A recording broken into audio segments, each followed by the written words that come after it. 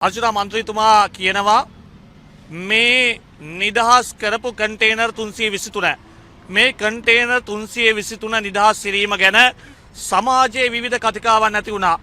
සමහර දේශපාලඥයෝ කිව්වා මේකේ ආවේ මත්ද්‍රව්‍ය ඇතුළු කුඩු කියලා. සමහර දේශපාලඥයෝ කිව්වා මේකේ ආවේ ආයුධ කියලා. මේ කන්ටේනර් ගැන කතා කරද්දී ජනාධිපතිවරයාට බිමල් රත්නායක ඇමතුමා ඇතුළු ආණ්ඩුවට අවාසියා කරනා බාධා කියන රෝගය හැදිලා තිබුණේ. මේ ගැන ආණ්ඩුව ජනාධිපතිවරයා මාධ්‍ය ප්‍රකාශකතුමා දෙනකම් වචනයක් කිව්වේ නෑ. මේ කන්ටේනර් කොහොමද නිදහස් කරේ, මොන පදනමින් නිදහස් කරේ, මේවා කොහෙටද ගියේ, මේවල මොනවද තිබුණේ කියලා. අන්න ඒ වගේ සමාජයේ ආందోලනයක් තියෙන වෙලාවක තමයි අර්ජුනා මන්ත්‍රීතුමා ඊයේ හෙළි කරන්නේ මේ ආයුධ වෙල්ල මුල්ලි වයිකල් අවසන් සටනට අවශ්‍ය වෙල්පිලේ ප්‍රභාකරන් ජීවත්ව සිටේදී ඇනවුම් කරපු ආයුධ කියලා. ඒක ඉතාමත් බරපතල කාරණයක්.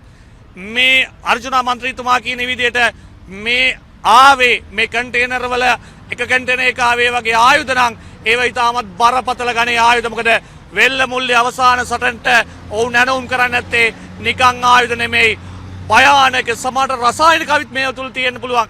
ඒ නිසා අපි අද ආවේ අල්ලස් දූෂණ කොමිෂන් සභාවට.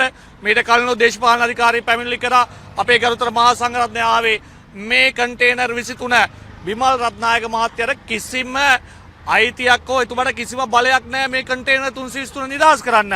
රේගු නිලධාරී සංගමය කියනවා මේක විශේෂ පරීක්ෂාවට ලක් කරන්න ඕන කන්ටේනර් කියලා. එහෙම තියෙද්දී රේගු අධ්‍යක්ෂ ජෙනරාල්තුමා කියනවා කැබිනට් අනුකමිටියේ සභාපති බිමල් රත්නායකගේ උපදෙස් මත තමයි මේක නිදහස් කරේ කියලා. එහෙනම් බිමල් රත්නායක දැන් අත්අඩංගුවට ගන්න ඕන. අර්ජුනා මන්ත්‍රීතුමාගේ හෙළිදරව්වත් එක්ක මේ රටේ ව්‍යාපාරිකයෝ, මේ රටේ සමස්ත ප්‍රජාව, කලාකරු, මාධ්‍යවිද අපි සියලු දෙනා දැන් බයෙන් ඉන්නේ. මොකද අද මේ කන්ටේනර් ටික නිදහස් වීමත් එක්ක මේ රටේ මත්ද්‍රව්‍ය ජාලය ශීඝ්‍රයෙන් නිසෙසුවා. ඈත ගම්දනම් වලත් කෝටි 200 300 මත්ද්‍රව්‍ය හම්බුණා. ඒ වගේම තමයි පාතාලයේ ශීඝ්‍රයෙන් හිස ඔසවලා තියෙනවා.